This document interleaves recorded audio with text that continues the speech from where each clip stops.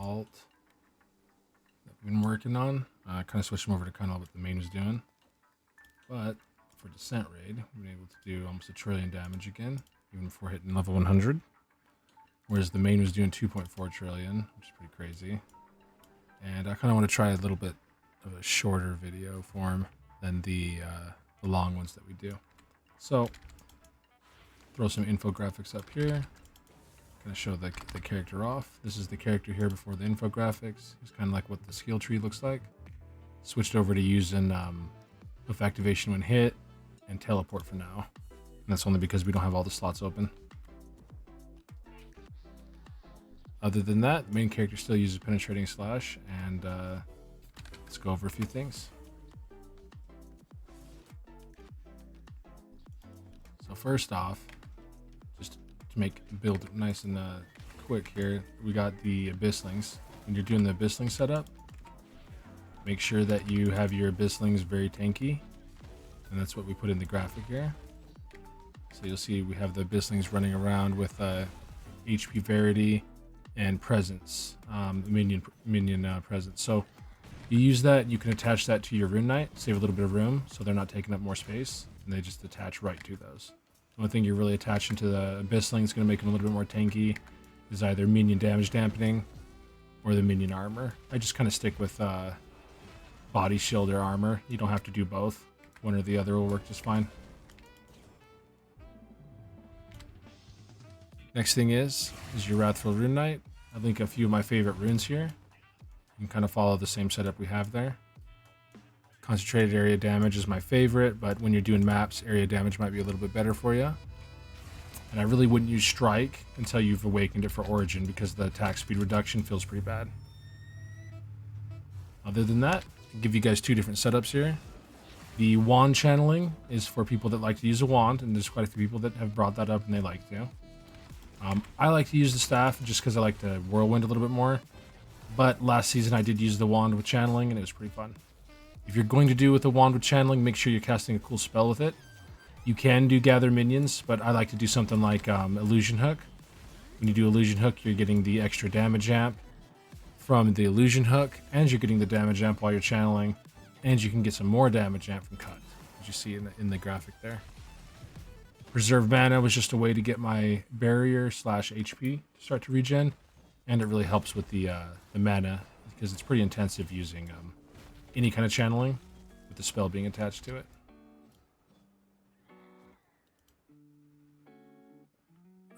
Let me just switch.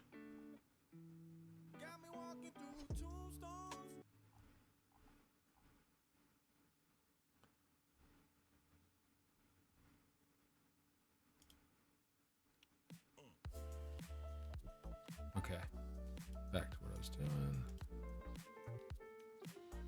All right. So, other than the channeling setups there, you got the Whirlwind setup. I really like using Whirlwind. It's just a little bit more tanky. Whirlwind in itself can be awakened to be tanky, so you can do the damage dampening for that.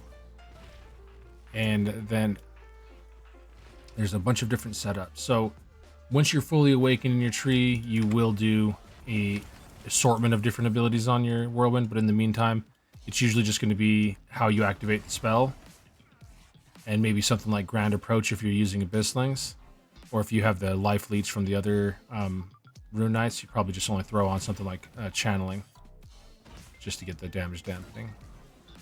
But I give a full setup there for you, in case you need, and for both of those.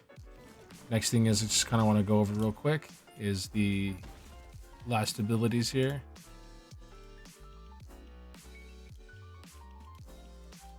And the final one, we got our Mark of Focus, and you got your Gather Minions. So both really powerful spells. Whenever you're fighting bosses in particular, Mark of Focus is going to be extremely powerful.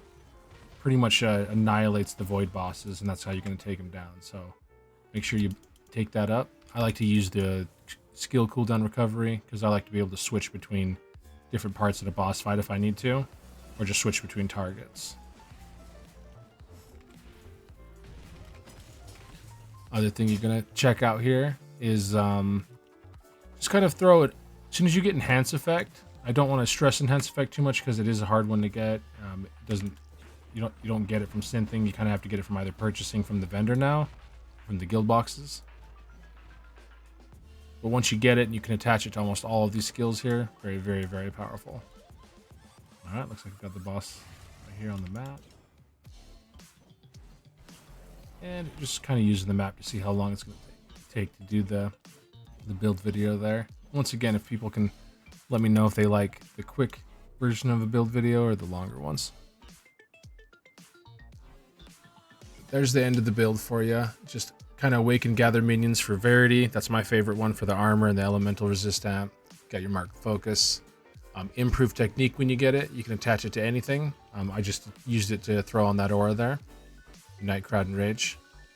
And dampen resource cost once you get it. I like to attach it to all of my auras.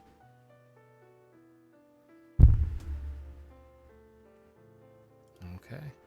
Other than that, I'll use the other character to kind of go over what their relics are. For this guy, he ended up using this as his relics.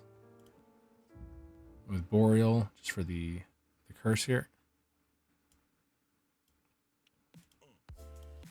And I wanted the crit.